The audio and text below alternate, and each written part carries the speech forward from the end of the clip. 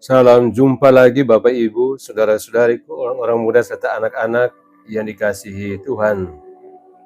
Hari ini kita merayakan Hari Raya Tubuh dan Darah Kristus di Minggu Biasa ke-12, tanggal 22 Juni 2025. Kita merenungkan bacaan suci dari Kitab Kejadian bab 14 ayat 18-20, 1 Korintus bab 11 ayat 23-27, dan Injil Lukas bab 9 ayat 11b sampai 17. Dengan tema kita hari ini, Kristus sebagai roti hidup yang memuaskan umatnya. Dalam nama Bapa dan Putra dan Roh Kudus. Amin. Bapak Ibu, saudara-saudariku, orang-orang muda serta anak-anak yang terkasih dalam Tuhan. Tentu kita pernah merasa sangat lelah dalam hidup ini.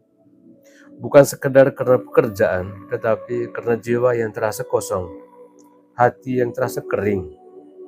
Di balik senyum dan aktivitas harian, kadang kita menyimpan luka dalam batin. Ada keresahan dan kerinduan yang mendalam akan sesuatu. Kita lapar, tapi bukan lapar biasa. Ini adalah lapar akan damai, cinta, dan harapan sejati. Hari ini kita merayakan Hari Raya Tubuh dan Darah Kristus, roti hidup yang memuaskan jiwa yang lapar.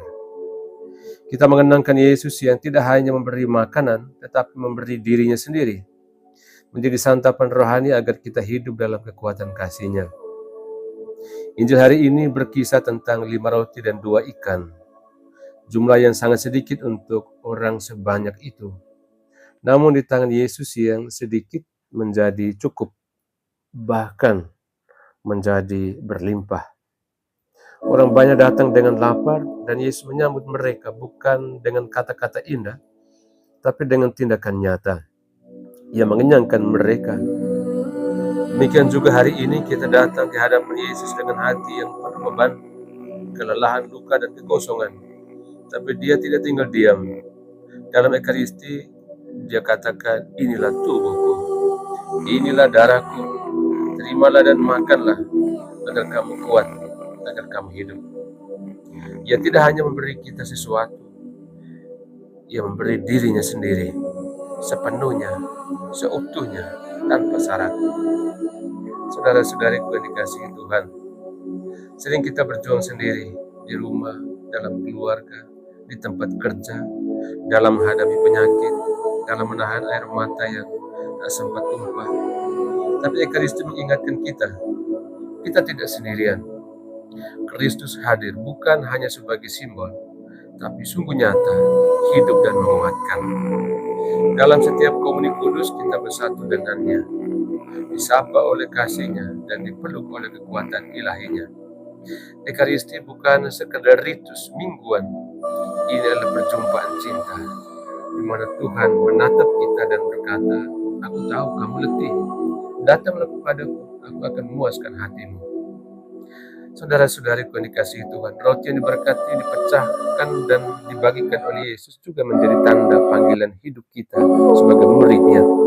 Kita juga dipanggil untuk memberikan diri, bukan hanya sibuk mencari. Menguatkan yang lemah, bukan menghakimi yang jatuh. Menjadi kehadiran yang menenangkan, bukan menambah beban. Dalam dunia yang penuh luka dan haus akan perhatian, kita pun diutus menjadi roti yang mengenyangkan, menjadi tanda kehadiran Allah bagi sesama melalui kebaikan kecil, melalui kesetiaan sederhana, dan cinta yang tulus. Saudara-saudari yang terkasih, hari ini Kristus hadir dalam rupa roti dan anggur, yang mengetuk hati kita dan katakan, datanglah, jangan ragu, aku tahu kamu lelah, aku tahu hati kamu penuh luka, makanlah diriku, dan kamu akan kuat. Terimalah aku dan kamu akan hidup. Akulah roti hidup yang memuaskan. Maka datanglah kepadanya, bukan hanya dengan tubuh, tapi dengan hati yang rindu dan jiwa yang terbuka. Sebab hanya dalam Dia jiwa kita akan benar-benar dikenyangkan. Amin. Tuhan bersamamu.